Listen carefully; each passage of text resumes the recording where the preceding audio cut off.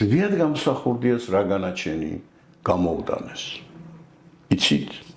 არ იცით. 700 ტონიანი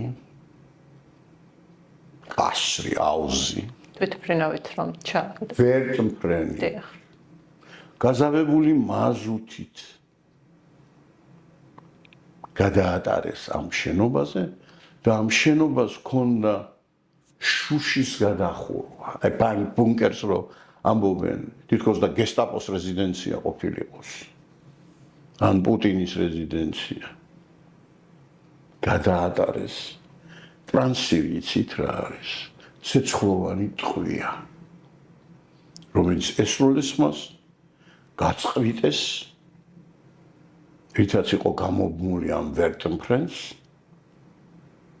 და ღმერთმა ინება რომ ეს აგიზგიზებული 700 ტონიანი წარმოგიდგენიათ არ დაეცა პარლამენტის შენობას სადაც 5000 ვიყავით ჩვენ